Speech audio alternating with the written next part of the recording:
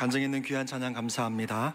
이제 성경 말씀을 봉독하겠습니다. 오늘 우리에게 주시는 하나님의 말씀은 구약 성경 사무엘하 7장 1절부터 17절까지의 말씀입니다. 주신 말씀 중에 1절부터 3절 그리고 12절부터 17절까지의 말씀을 함께 교독하시겠습니다. 1절입니다. 여호와께서 주위의 모든 원수를 무찌르사 왕으로 궁에 평안히 살게 하신 때에 왕이 선지자 나단에게 이르되 볼지어다 나는 백향목 궁에 살거늘 하나님의 궤는 휘장 가운데에 있도다. 함께 읽습니다.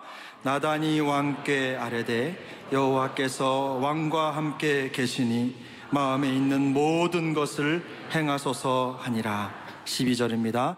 내 수완이 차서 내 조상들과 함께 누울 때에 내가 내 몸에서 날 내 씨를 내 뒤에 세워 그의 나라를 견고하게 하리라.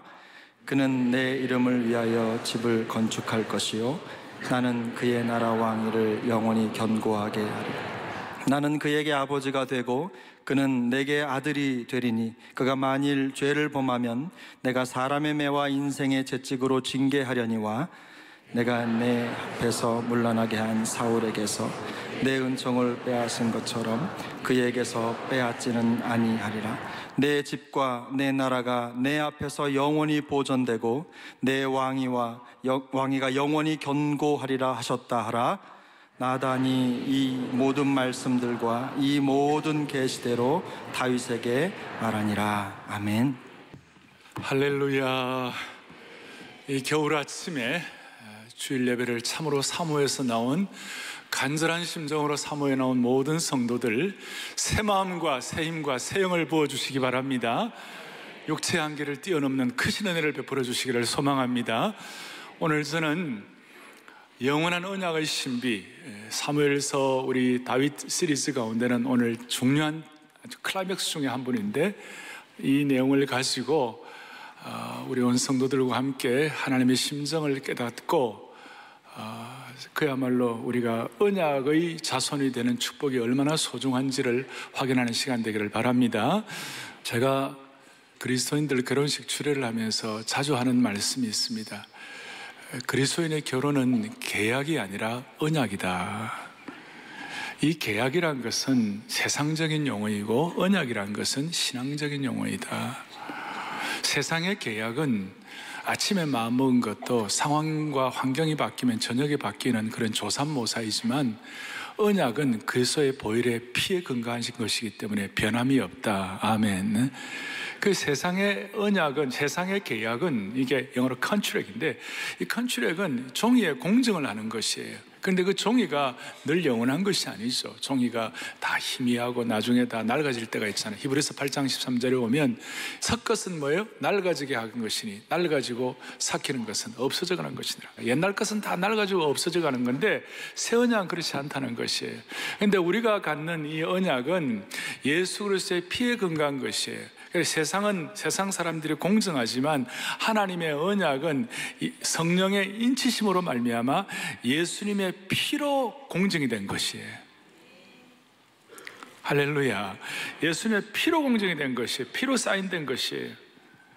따라서 하나님의 언약은 세상의 정치나 사회나 문화나 환경에 따라서 변하는 것이 아니고 또 시간이 지난다고 효력이 떨어지는 것도 아니고 우리의 감정과 형편에 따라서 변화되는 것도 아닌 거예요. 사람이 바뀐다고 변화되는 것도 아니에요. 심지어 이 땅의 죽음도 하나님의 언약을 바꿀 수가 없는 것이에요. 이런 차원에서 우리 하나님은 언약에 사인하신 분이기 때문에 우리 하나님은 변함이 없으시고 영원히 살아계시기 때문에 이 하나님이 주시는 언약은 변함이 없다. 할렐루야. 그래서 이런 의미에서 신앙인의 언약은 영원한 언약이다. Eternal Covenant다. 영원한 언약이다. 그래서 이런 영원한 언약의 영원성 때문에 우리는 어떤 경우에도 하나님을 신뢰하는 그리스도인들은 안정감과 담대함을 놓치지 않는다. 다시요. 하나님의 영원한 언약 때문에 우리는 안정감과 담대함을 놓치지 않는 것이다. 특별히 성경은 언약으로 꽉 차 있어요. 성경은 하나님의 언약으로 꽉 차 있어요. 언약과 언약의 역사로 차 있어요. 언약은 성경을 관통하는 핵심적인 주제 중에 하나예요.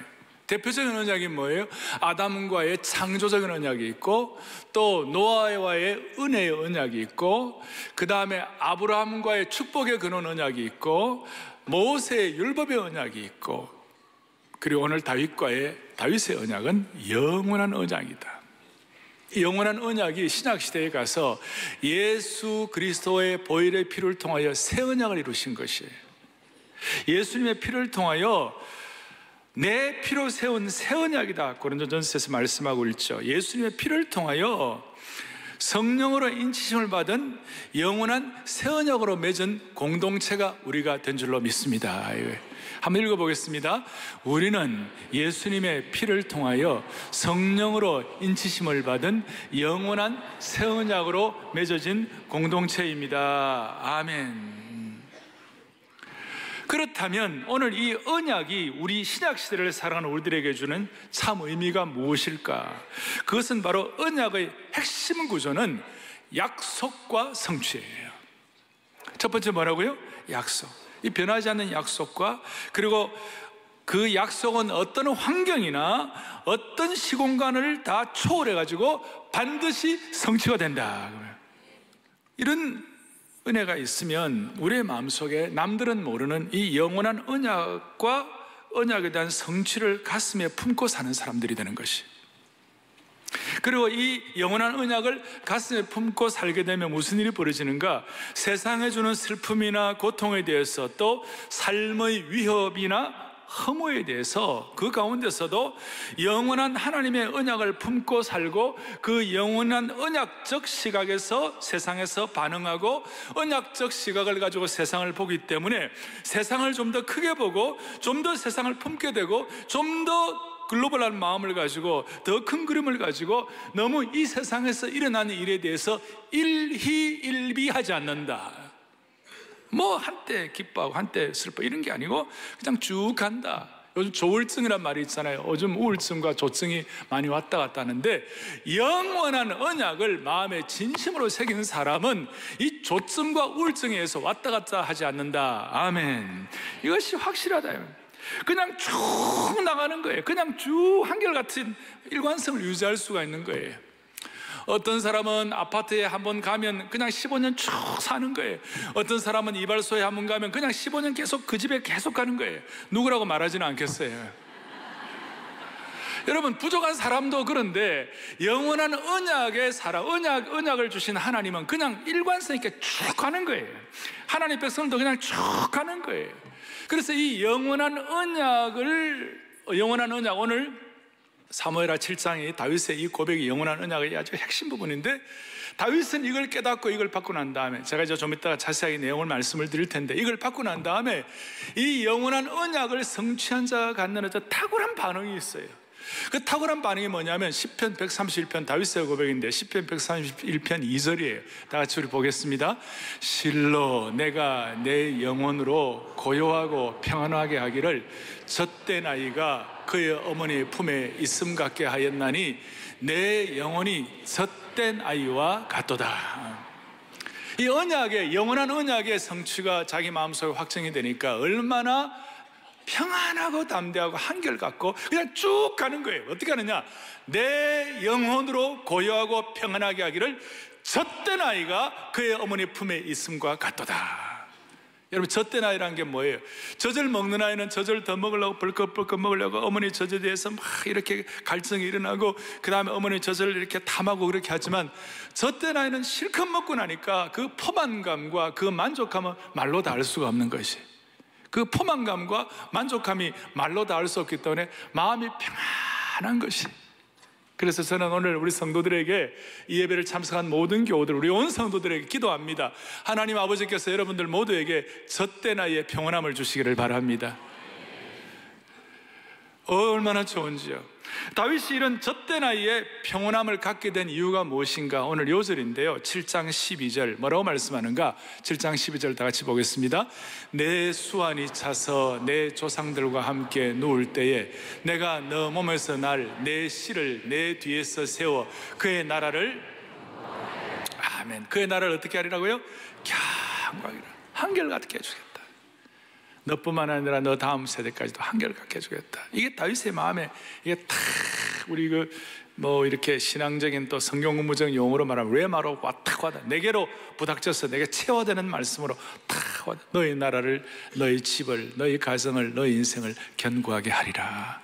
16절, 내 집과 내 나라가 내 앞에서 영원히 보존되고 너 왕위가 영원히 견고하게 하리라 하셨다. 아멘.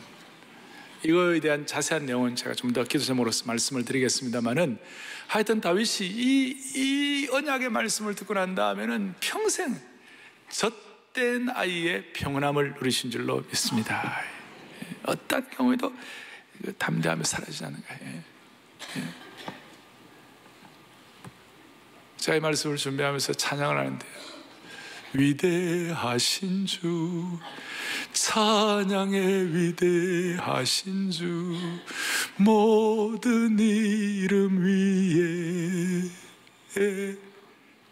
뛰어난 이름 다 찬양의 위대하신 주. 그 위대하신 주님이 우리에게 영원한 언약의 주체이신 것, 그분은 변함도 없으시고 영원히 살아계신 그 하나님께서 확정하신 것이기 때문에 이것이 우리의 마음속에 품어진 사람들에게는 모든 이름 위에 뛰어난 주님을 찬양할 때 그때 기도 제목과 삶의 모든 짐들이 벗겨지는 것이에요. 모든 이름 위에, 모든 이름 위에 뛰어난 이름 다 찬양의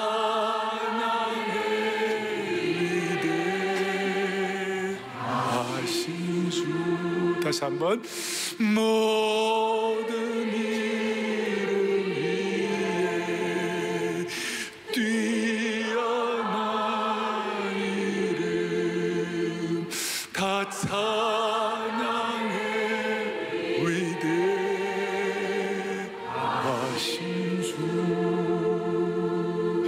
무엇 때문에 주님 이름이 다 뛰어나실까? 무엇 때문에 주님의 이름은 모든 이름에 뛰어나실까? 여러 가지가 있지만 주님은 우리에게 영원한 언약을 주시는 주체이시다. 성령으로 사인하셨다. 예수님의 피로 보증하셨다. 자, 이걸 위하여 오늘 정리를 하겠습니다. 첫째는 영원한 언약을 위한 마음밭이 필요한 것이에요. 뭐가 필요하다고요? 마음밭이. 우리 마음밭이 기경이 되어야 되는 것이. 오늘 사무엘하 7장 1절은 이렇게 시작이 됩니다. 여호와께서 주의 모든 원수를 무찌르사 왕으로 궁에 평안히 살게 하신 때에. 다윗의 입장에서 다윗이 지금까지 살아왔던 모든 삶의 여정 가운데 지금이 가장 평안하고 안정된 시기를 구가하고 있다. 그 이유는 모든 원수도 다 무찌르게 하시고 평안하게 궁에 거하는 시간이, 모든 원수와 외부의 공격으로부터 자유한 시간이 된 것이, 다윗은 이제 백향목국에 거하는 시간이 되었어요. 더더구나 제가 읽다가 이게 참 대단하다. 3절에 나단이 왕께 아뢰되 여호와께서 왕과 함께 계시니 그랬어요. 하나님께서 인정한 거예요. 하나님과 함께 있는 거예요. 하나님과의 친밀함이 있는 거예요. 그 누구도 따라갈 수 없을 만큼 깊은 영적인 깊이도 있고 환경과 주위도 평안한 거예요. 주위의 환경이 어떻게 평탄하게 됐습니까? 지난 오랜 시간 동안에 정치망명을 다니면서 갖가지 수모와 고통을 당하고 광야의 아둘람 굴과 엔게디에서 고난을 당하기를 고생하는 그 모든 시기를 지나고, 또 피가 마를 날이 없을 정도로 전쟁 같은 절박한 시간이 다 지나고, 늘 복잡하고 아우성치는 분위기 속에서 항상 긴장된 생활을 했는데 그 시간도 다 지나고 드디어 하나님이 주시는 평안을 갖게 된 것이, 드디어 몸과 마음이 부담감이 없는 쉴 시간이 된 것이. 그리고 다윗의 개인적으로도 그래. 다윗은 지금 인생의 전성기에 있었어요. 단단하고 건강한 신체, 예리한 지성, 경배와 순종으로 뜨거워진 영혼, 무엇보다도 시련을 통해 성숙해진 다윗, 그리고 백성들의 신뢰와 칭송을 한 몸에 받고 있는 다윗이었어요. 이때 다윗의 마음 상태가 어떠했을까? 이것이 중요한 거예요. 아주 흥미롭고 소중한 관점이에요. 우리 입장에서 이렇게 말할 수 있습니다. 사람들이 다윗처럼 세상적으로 성공하고 행복한, 나름 행복한 그 시간에 인생을 즐길 수 있는 형편이 되었을 때 그런 사람들이 가장 많이 생각하는 것이 무엇일까? 이것이 신앙의 인격을 가늠하는 중요한 바로미터가 된다는 것이. 누구나 인생은 어떤 사람들 가운데, 많은 사람들 가운데 인생이 어려울 때 거친 광야를 통과해야 하고 인생의 폭풍을 지날 때는 삶이 단순한 법이에요. 왜냐하면 그 폭풍을 이겨내야 되고 거친 광야를 통과해야 되기 때문에 어떻게 살아남을까? 어떻게 하면 이게 지켜낼까? 가정을 억하면서 고생하면서 가정을 일으키는 가장들이 그 어려울 때는 어떻게 하면 처자를 굶기지 않고 이렇게 내 가정을 억할까? 이게 거기에 집중하니까 그럴 때는 단순한 거예요. 그럴 때는 뭐 크게 시험 들 데가 없어요. 그렇지만 여유가 생기고 즐길 수 있는 여건이 되면 많은 사람들의 생각이 달라진다는 것이에요. 그리고 인간은 누구나 다 인지상정이 뭐냐? 잘 되고 잘 나가면 자기를 과시하고 자기를 나타내고 싶고 자기를 이렇게 드러내고 싶은 것이 인간의 마음이에요. 대부분 그래요. 두 종류의 인생이죠. 잘 될 때 하나님 드러내는 인생과 잘 될 때 자기 과시하는 인생, 둘 중에 하나예요. 근데 사람이 잘 될 때 자기를 과시한다면 세상적으로도 그렇게 그것은 성숙한 사람은 아니죠. 예를 들어서 대종상, 주연상 받는 예배우가 할리우드의 제일 중요한 상이 뭐예요? 할리우드의 상이죠. 오스카상 여주인공상을 받아 나와가지고 여주인공상을 받는 사람이 나와가지고 소감 말하고 그러니까 여러분 제가 얼마나 예쁜지 잘 아시죠? 제가 얼마나 연기를 잘하는지 여러분 잘 아시죠? 여러분 그렇다면 그 사람이 아무리 연기를 잘하고 그 사람이 아무리 이쁘다 하더라도 그거는 그냥 아닌 거 아니에요? 그거는 좀 아니잖아요? 세상도 그럴지인데 우리 하나님 앞에서 다윗처럼 모든 것이 평탄하고 안정되었을 때 우리의 마음밭이 어디가 있는가? 우리가 뭘 생각하는가? 우리가 항상 생각하는, 집중하는 관심이 무엇일까? 우리 가운데 부모의 후광이나 좋은 집안에 태어나서 남들보다도 한 걸음 앞서서 성공한 분들이 있을 거예요. 상당히 평탄한 위치에 계신 분도 있을 거예요. 앞으로도 인생의 순풍을 걸어갈 그런 분도 있을 거예요. 이럴 때 어떻게 해야 할까? 그럴 때 나를 사로잡고 있는 내 관심사가 무엇일까? 대개 보통 사람들은 자기 과시하고 자기 나타낸다고 그랬어요. 이럴 때 다윗은 어떻게 했을까요? 다윗은 마음의 가책이랄까? 아니면 마음의 깊은 생각이라고 할까? 아니면 하나님에 대한 깊은 생각을 하게 되었어요. 그것이 뭐냐? 시편 116편 12절에 나온 뭉뚱그려진 다윗의 생각을 이렇게 표현하고 있어요. 잘 아세요. 다 같이 보죠. 내게 주신 모든 은혜를 내가 여호와께 무엇으로 보답할까? 아멘. 너무 놀라워요. 내게 주신 모든 은혜를 내가 무엇으로 보답할까? 오늘 이 내용은 삶의 폭풍이 있는 분들이라도 그 다음에 삶에 잘 대해가는 분들이라도 상관이 없이 이 마음을 한결같이 유지하면 하나님은 하나님의 신적 계획을 반드시 하시는 것이에요. 그걸 믿으셔야 돼요. 제가 이 말씀 드리면 목사님 나는 내 가정적으로 내가 너무 힘들고 지금 우리 가정에 아픈 아이들도 자녀들도 있고 힘든 사람들도 있고 다 있는데 목사님 내가 이런 말을 하기가 쉽지가 않습니다. 내게 주신 은혜를 무엇으로 보답할 거라고 하기가 쉽지가 않습니다. 그렇다면 여러분 어떻게 해결하시겠어요? 지금 삶의 폭풍과 어려움과 지극히 곤란한 이 상황을 여러분 어떻게 해결하시겠어요? 해결하면 딱 하나예요. 오늘 다윗이 그의 삶에 어려울 때나 그의 삶에 평탄할 때나 상관이 없이 다윗이 견지한 한결같은 마음밭이 뭐냐면 내게 주신 모든 은혜를 내가 여호와께 무엇으로 보답할까? 그리고 이것이 다윗에게는 어떻게 나타났냐면 하나님의 일이 잘 되고 있는가? 하나님의 일이 잘 되고 있는가? 자기는 백향목궁에 가는데 하나님의 교회는 성전 휘장에 있다다. 그래서 다윗의 마음속에 한결같은 것, 내게 주신 은혜를 내가 무엇으로 보답할까를 집중하다 보니까요, 독창적인 아이디어가 떠오른 거예요. 지난 한 500여 년 동안 아무도 생각하지 못했던, 하나님의 교회는 그냥 성막 안에 있어야 된다라고 생각하는 그것을 끝냈는데, 다윗이 내게 주신 하나님의 은혜를 내가 무엇으로 보답할까, 자기가 잘 되고 있을 때 그의 마음밭이 한결같이 이렇게 되니까 무슨 일이 벌어졌는가, 그의 마음속에 독창적인 아이디어, 창조적인 아이디어가 떠오르는데, 그것이 뭐냐면, 내가 하나님의 성전을 지어야지. 오늘 이런 은혜를 저와 여러분에게 주시기를 바라는 것이에요. 여러분, 우리 가운데 직장인들 가운데 압박이 심하고 무슨 오늘의 업무와 과제를 제대로 또 멋있게 해놓지 않으면 인사고과에 문제가 되고 막 힘들어가지고 앞뒤로 다 치여가지고, 대한민국의 제일 불쌍한 분들이 중에 한 분이 대기업의 부장이라고 그러잖아요. 위에서도 밀리고 밑에서도 치이고 이래가지고 어떻게 살아요? 여러분, 그 순간 하나님을 먼저 생각해 보세요. 그 순간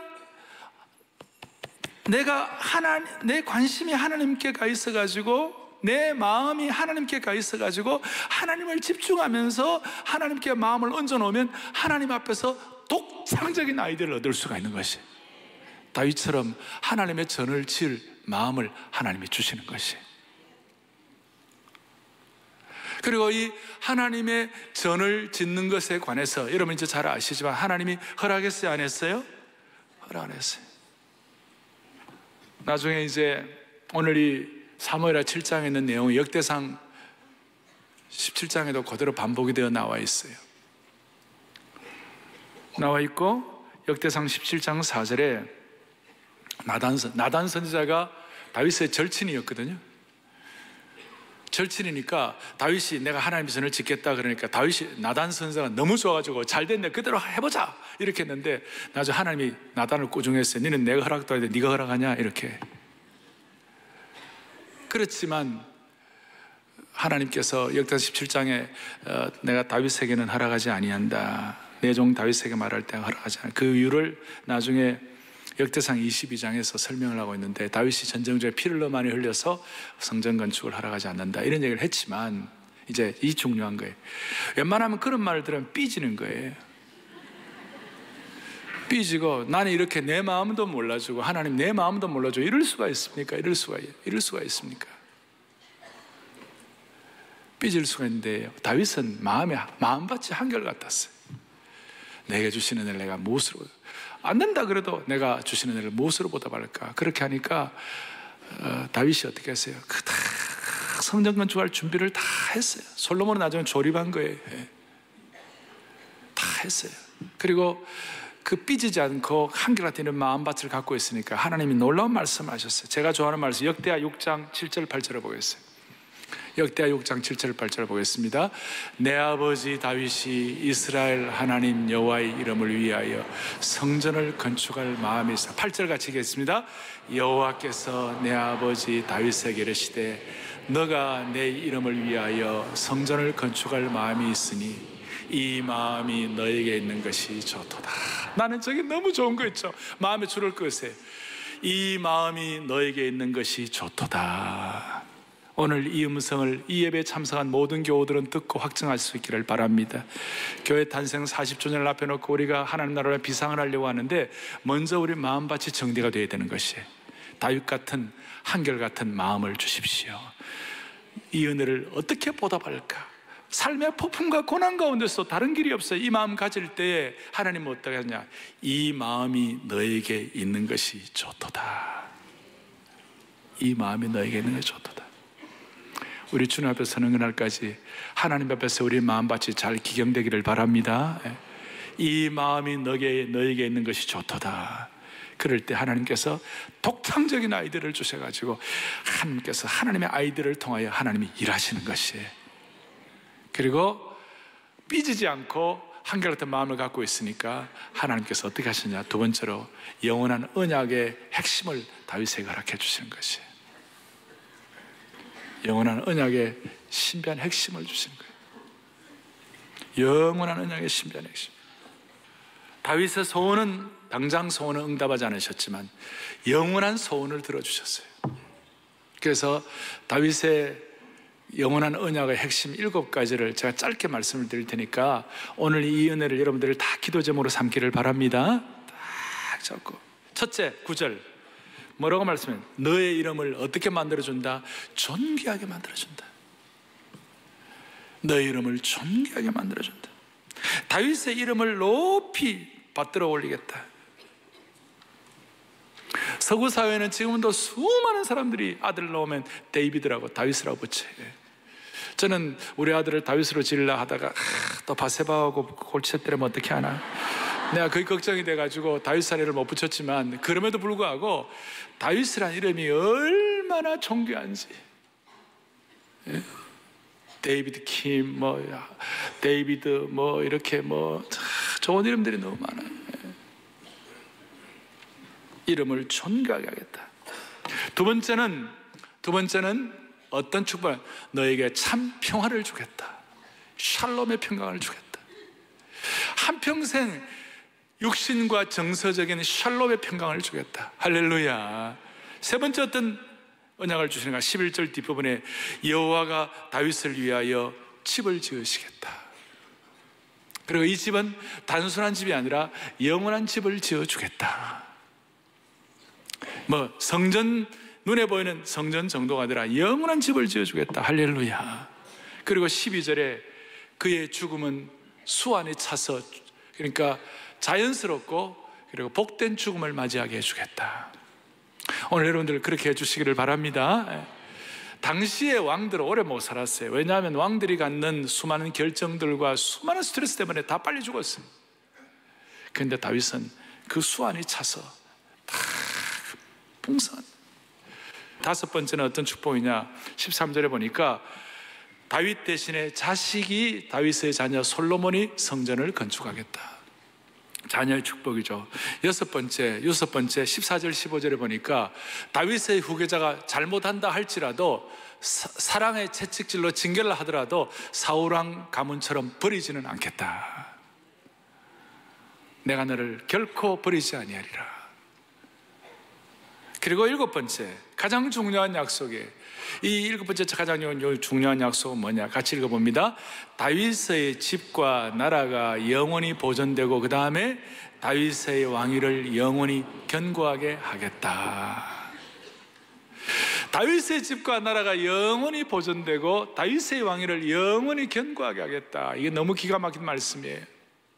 실제로 다윗의 그 지니얼라지, 다윗의 혈통, 그리고 다윗의 씨는 한 400년밖에 못 갔어요.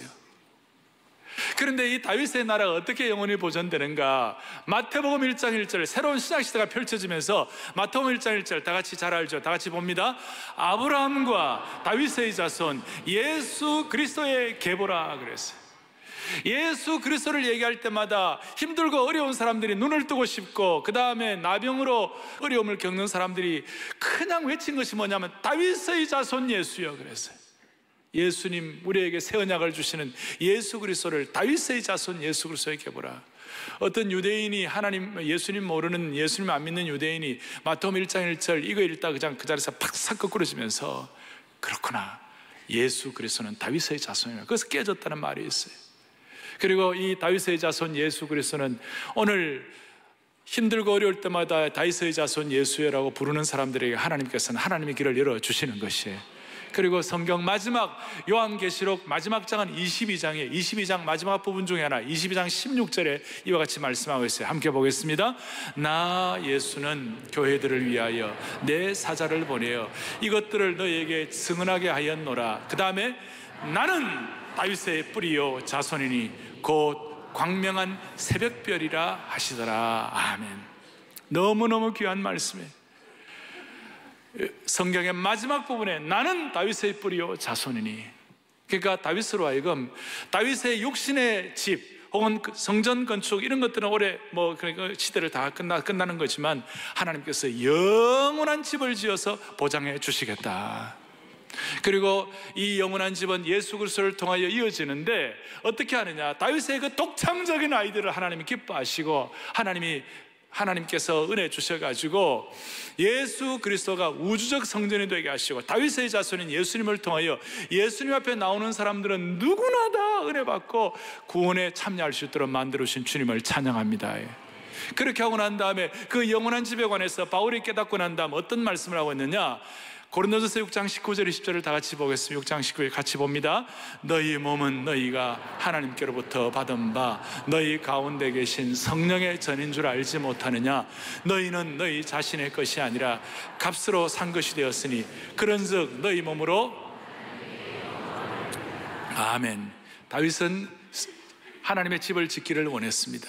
근데 하나님은 그것을 축복하시고 영원한 언약의 복을 내려 주셔서 다윗으로 하여금 영원한 집에 참여할 수 있도록, 그리고 예수 그리스도를 통하여 그 영원한 축복을 갖게 하시고, 그리고 예수를 믿는 모든 하나님의 신실한 종들을 일컬어서 너희는 성령의 전이다 그래서 우리가 하나님의 집이라고 말하는 것이, 따라서 우리 자녀들이 한 생애를 살아가는 동안에 부모가 해줄 일은 뭐냐? 너희는 육신의 몸을 입고 우리 가정에 태어났지만 너희는 다윗의 언약을 계승하는 하나님의 영원한 성전이야. 너희는 너희 몸은 하나님의 전이야. 너희 몸을 가지고 네 마음대로 살면 안 되고 하나님께 영광을 돌려야 돼. 군대를 갈 때도, 그 다음에 해외를 갈 때도, 부모와 떨어져서 어디를 갈 때라도 이렇게 하면요, 자녀들이 부모 눈치는 부모가 안 보더라도요 함부로 나쁜 짓을 못해요. 그래서 앞으로 제가 부탁해요. 자녀들을 갈 때마다 자녀들에게 편지를 하나 주세요. 편지에다가 고전 6장 19절 이거 보고 잘 살아라 그래가지고 다 하고, 물론 그 안에 돈도 좀 넣어주시고 이렇게 해서 다 자녀에게 이 영원한 집을 관리하는 하나님의 신실한 종이 되는 것이. 자, 이런 내용을 여러분들에게 말씀을 드려요. 언약의, 영원한 언약의 신비한 핵심이에요. 오늘 이 내용을 가지고 여러분들이 하나님 앞에 초청받는 것이고, 오늘 여러분들이 하나님 앞에 마음을 여는 것이에요.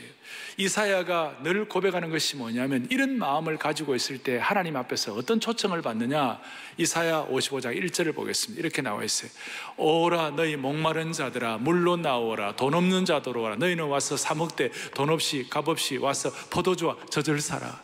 인생의 새로운 길을 열고 목마름의 갈증을 해결하라. 저때 나의 행복이 없으면 하나님 앞에서 간절히 사모해가지고 이 은혜를 받아 누리라 그랬어요. 오늘 주님이 우리를 초청하시는 줄로 믿습니다.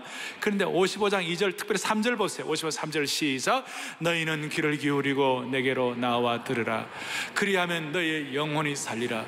내가 너희를 위하여 영원한 언약을 맺으리니 곧 다윗에게 허락한 확실한 은혜니라. 아멘. 저는 저걸 읽으면서 마음이, 그렇구나 주님, 지금까지 내가 알지만 주님이 부르시고 주님이 초청하시고 수고하고 무거운 짐진 자들아 다 내게로 할 때 내가 마음을 열고 주님 앞에 나가 주님을 영접하고 감사한 일이지만, 오늘 이 영원한 언약에 대한 말씀을 준비하면서 제게 깨닫게 하신 하나님의 음성, 그것이 뭐냐? 사랑의 교회 모든 성도들이여, 이 말씀을 듣는 모든 주의 백성들이여, 하나님의 예수 그리스도의 피로 언약을 맺은 주의 백성들에게는 하나님이 주시는 축복인 것이 뭐냐면 영원한 언약의 백성이 되는 것이다. 그리고 영원한 언약의 백성들은 늘 하나님 앞에 나아갈 수 있고 귀를 기울이고 포도주와 젖을 사고 하나님의 초청에 응할 수 있는데, 그 모든 초청을 응하게 된 근원이 뭐냐? 다윗에게 허락한 확실한 은혜, 영원한 언약의 은혜를 주신 줄로 믿습니다. 오늘 마음에 모든 생각과 짐들과 공동체와 이민족의 모든 기도의 제목들 가운데 하나님의 영원한 언약을 다윗의 언약으로 확증된 하나님의 백성들을 통하여 깨닫고 내 것으로 삼아지는 축복이 있기를 바랍니다. 너무나 너무 귀한 말씀이에요. 마지막 적용 어떻게 할 것인가? 이 말씀을 어떻게 할 것인가? 영원한 언약의 적용은 영원한 언약을 다음 세대에 계승하는 것이에요. 다윗에게도 계속해서 다윗은 다음 세대에게서, 여러분, 다윗은 사울 시대에 무너진 왕국과 무너진 하나님의 영광을 다시 세우고 계승시켰어요. 그리고 다윗이 있음으로 말미암아 이스라엘 통일왕국의 기초가 마련되었고 다 정리가 된 거예요. 다음 세대의 계승을 통하여, 다윗을 통하여 일어난 일들이에요. 여러분, 우리만 혼자 신앙생활 잘하고 영원한 언약이 있고 끝나는 인생이 아니에요. 우리는 그게 아니에요. 아까 이사야 55장 말씀드렸는데 이사야 바로 뒤에 59장 21절에는 이런 놀라운 말씀이 있어요. 다 같이 보겠습니다. 여호와께서 이르시되 내가 그들과 세운 나의 언약이 이러하니 곧 너 위에 있는 나의 영과 너의 입에 둔 나의 말이 이제부터 영원하도록 내 입에서와 내 후손의 입에서와 내 후손의 후손의 입에서 떠나지 아니하리라 하시니라. 여호와의 말씀이니라. 아멘. 하나님의 언약, 다윗에게 허락한 확실한 언약, 그것이 뭐냐? 내 위에 있는 나의 영, 성령이죠. 내 입에 둔 나의 말, 말씀이죠. 성령과 하나님의 말씀, 성령을 통한 하나님의 말씀의 핵심은 뭐예요? 다윗의 입장에서는 영원한 언약의 백성이 된 것이에요. 이것을 다윗 시절뿐만 아니라 다음 세대에 이어가는 것처럼 하나님께서 사랑의 교회 모든 성도들, 이 말씀을 듣는 주의 권속들, 하나님의 가족, 영가족들, 모든 백성들 한 세대뿐만 아니라 그 다음 세대, 그 다음 후손의 세대까지도 하나님의 영과 하나님의 말씀, 성령과 성경이 말씀하시는 핵심 영원한 언약이 이어지기를 원하는 것입니다. 이럴 때 우리는 조금 더 큰 그림을 그리고 전체를 보는 시각을 가지고 하나님의 백성으로서 당당하게 살아갈 수가 있을 것입니다. 어떤 집사님 그런 얘기 하더라고요.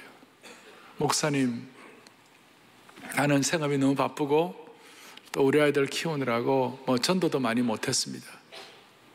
그러나 제가 한 가지는 확실히 하려고 합니다. 내 자녀들에게 이 하나님의 약속의 말씀은 확실하게 전하겠습니다. 참 귀한 고백이라고 생각합니다. 오늘 우리의 마음속에 정리를 하겠습니다. 오늘 이 말씀을 받고 다윗이 7장 18절을 보겠습니다. 다윗 왕이 여호와 앞에 들어가 앉아서 이르되, 말씀을 받고 너무 귀해서 다 앉아가지고 주 여호와여 나는 누구오며 내 집은 무엇이기에 나를 이만큼 은혜를 주십니까? 나를 여기까지 이르게 하십니까? 아버지여, 내가 누구이기에, 도대체 내가 누구이기에 이런 은혜를 베풀어 주십니까?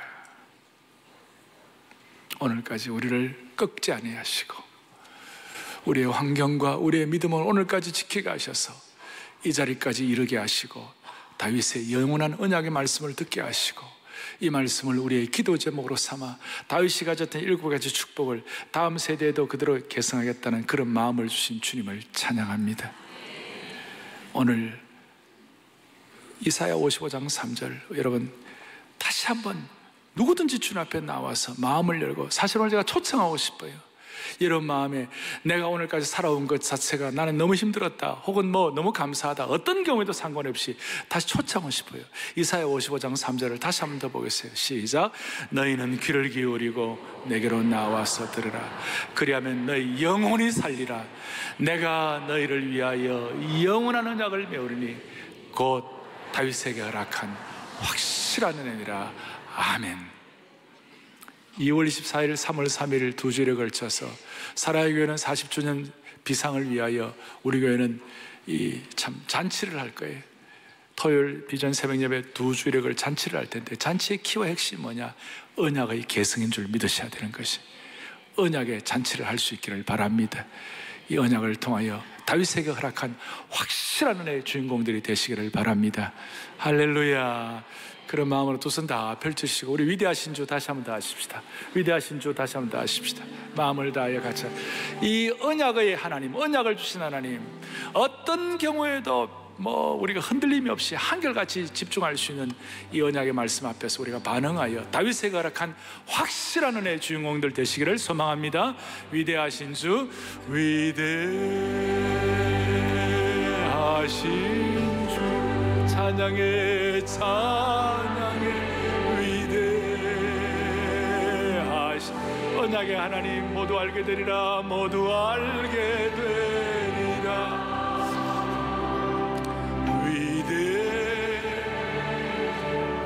우리의 기도의 제목을 다 얹어놓으세요. 모든 이름 위에 뛰어난, 모든 이름 위에, 모든 이름 위에 뛰어난 이름 다 찬양해. 위대 영원한 언약을 주시는 하나님, 다시 한 모든 이름 위에 뛰어난 이름, 모든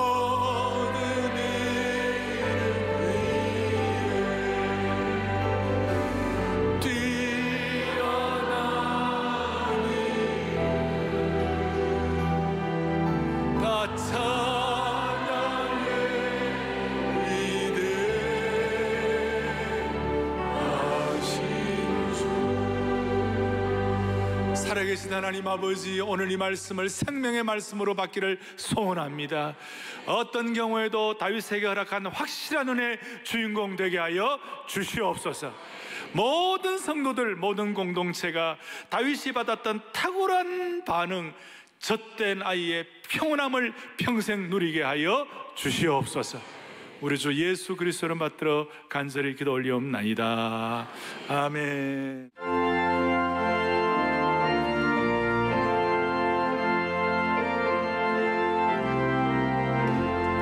주와 같이 길가는 것 즐거움이 아닌가.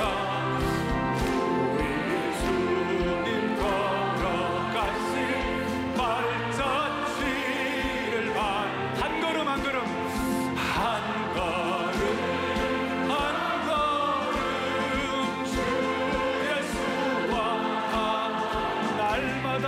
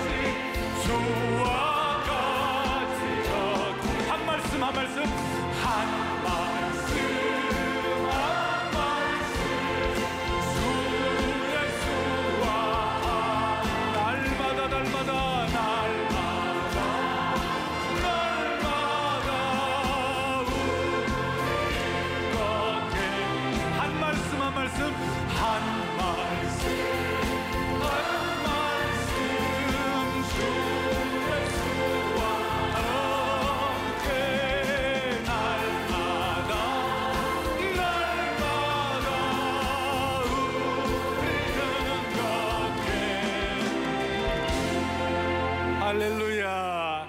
너무나 귀한 찬양인데 한 말씀 한 말씀 다시 한번 자매들 한번 해주세요. 요즘 토요비전 새벽 예배 때 우리가 암송하면서 주의 영원한 언약의 말씀이 우리 가운데 확인될 수 있도록 기도하고 있는데요, 그런 마음으로 자매들 한 말씀 한 말씀 그렇게 해주세요. 시작. 한 말씀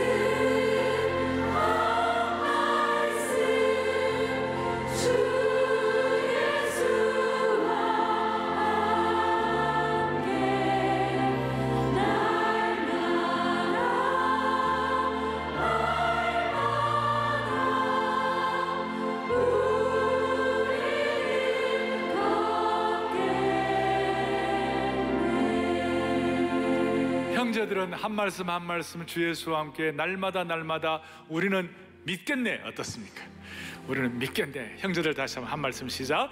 한 말씀 한 말씀 주 예수와 날마다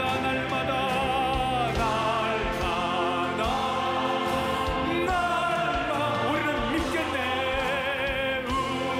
우리는 믿겠네. 마치기 전에 위대하신 주 한번 찬양하고 가면 어떨까요? 위대하신 주 힘차게 찬양하면서 우리의 모든 기도의 제목을 다 올려놓기를 바랍니다. 위대하신 주 주님 앞에 찬양합니다. 위대하신 주 찬양해. 위대하신 주 모두 알게 되리라.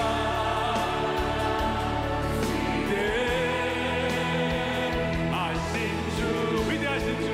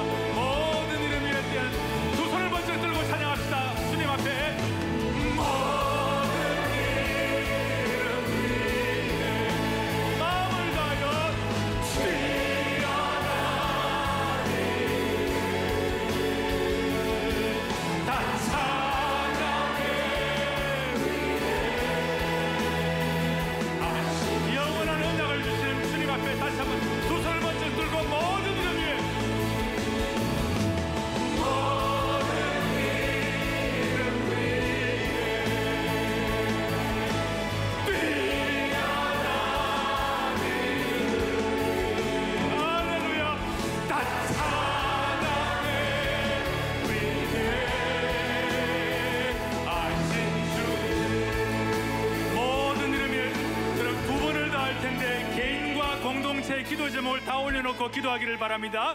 기도하는 높은 찬양으로 모든 이름에 찬양하겠습니다. 모든 이름 위에 할렐루야 할렐루야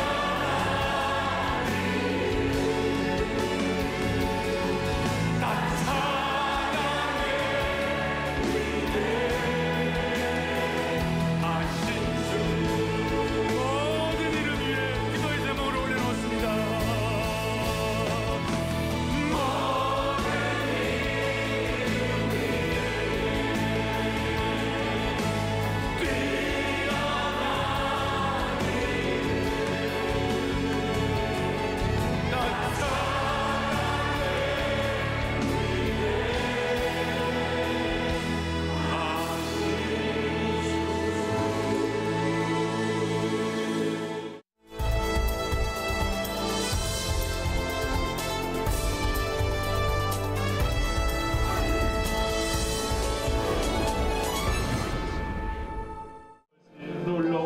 지난 13일 토요비전 새벽 예배 이후 은혜체플에서 정기재직회가 진행됐습니다. 오정현 담임 목사의 기도로 재직회를 시작해 임원빈 장로가 2018년 예산안을 보고했고 최호규 장로는 2016년 결산에 대한 감사 결과를 보고했습니다. 참석한 성도들의 동의와 제청으로 재직회가 마무리됐습니다. 14일 주일 예배 중에는 3가지 안건에 대한 공동의회가 열렸습니다. 임원빈 재정장로는 2018년 예산안과 2016년 일반 회계 결산을 보고했고 감사위원장 오세창 장로는 2016년 결산에 대한 감사 보고를 진행했습니다. 주일 예배에 참석한 성도들의 찬성으로 예산안과 결산, 감사 보고 안건이 가결됐습니다. 임직자 선출투표에서는 장로 공천자 7명, 안수집사 116명, 시무권사 246명이 90% 이상의 찬성표를 얻었습니다. 저희 교회는 일반 교우들이 적어도 1년에 한 번 정도는 살림살이가 어떻게 되고 교회 사역이 어떻게 되는지를 한 번쯤 아는 것은 너무 소중하다 생각하고 이 공동회의도 예배의 한 부분으로 저희들이 생각하고 집중을 하고 있습니다. 1, 2, 3부 계속 속개되었고 4부 예배로 이제 공동회의 마지막 폐회를 하겠습니다. 감사합니다. 사랑의 교회 공동의회에서 세워진 임직자들을 통해 교회가 더욱 든든히 세워지고 특별히 창립 40주년 교회 사역의 열매가 더 풍성히 맺어지기를 소망합니다.